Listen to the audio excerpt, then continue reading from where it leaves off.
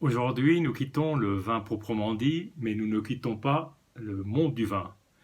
Et la raison est qu'on reste tout proche du monde du vin, chez Angelo Gaia, dans le Piémont, qui est le pape, le prêtre, tout ce que vous pouvez imaginer comme qualificatif pour l'appellation Barbaresco. Et il a des parcelles, trois parcelles mythiques, dont une qui s'appelle Costa Russi, euh, avec laquelle il fait aujourd'hui ce qui s'appelait avant un barbaresco, qu'il appelle aujourd'hui un languet, pour pouvoir en faire un vin un peu plus libre que l'appellation stricte barbaresco. Et donc avec le mou du raisin, il fait cette grappa. Voilà, la grappa, comme vous savez, c'est l'alcool qu'on vous sert à la fin d'un repas dans tout restaurant italien qui se respecte. Bon là, on va dire, c'est du lourd. C'est une des plus belles parcelles de vignes dans le Piémont, peut-être une des deux ou trois plus belles, et transformée en grappa. Donc miracle. Voilà. Donc on va la goûter. Alors l'avantage d'une grappa, c'est que vous pouvez l'ouvrir et la déguster sur une longue période.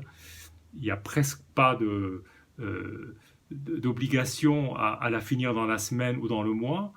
Et donc celle-là, je l'ai ouverte il y a déjà plusieurs semaines, même plusieurs mois.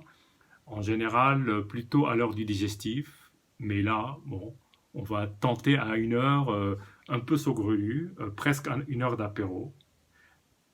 Alors déjà, vous voyez, quand je verse, la couleur est très jaune doré, très très belle couleur, qui rappelle la couleur du sauterne. Bien évidemment, on n'est pas sur du vin liquoreux, ça n'a absolument rien à voir. Ça titre à 45 degrés, donc c'est vraiment un alcool blanc, comme on peut l'appeler, comme une poire, comme une mirabelle. Voilà, sauf que là, c'est fait avec du raisin. Alors, bien évidemment, par rapport à un vin, le bouquet est explosif. Même d'ici, je le sens. Donc, j'irai même pas jusqu'à l'agiter.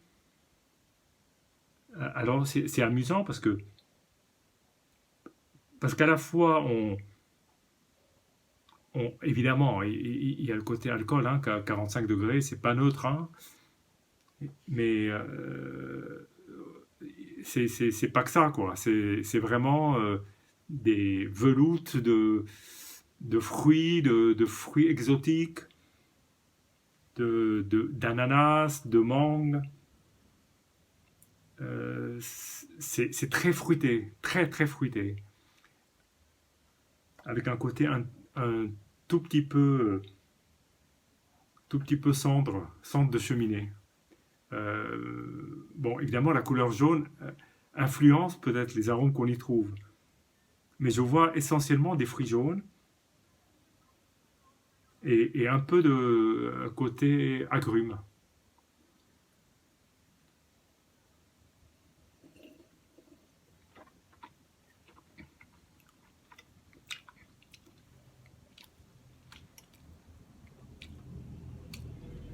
C'est une beauté, c'est sublime, c'est vraiment sublime. C'est évidemment très chaud, très chaleureux, évidemment, parce on est face à un alcool blanc qui assume ses 45 degrés d'alcool, et il y a une explosion en bouche de fruits, de chocolat même, de champignons, une sorte de mélange qui rappelle le Piémont, qui rappelle sa terre, et alors une longueur en bouche. Là, depuis que j'ai fini mon verre, ça dure toujours. Et ça va mettre du temps à partir. Voilà. Sentez vraiment une merveille et je vous conseille vraiment de vous en procurer. Ça vaut vraiment le coup. Évidemment, euh, si un jour vous avez l'occasion de boire du Languet Costa Russi en rouge, c'est une tout aussi belle expérience, mais là, pour un vin beaucoup plus abordable, une grappa plus abordable, on a un réel plaisir. Voilà, à bientôt.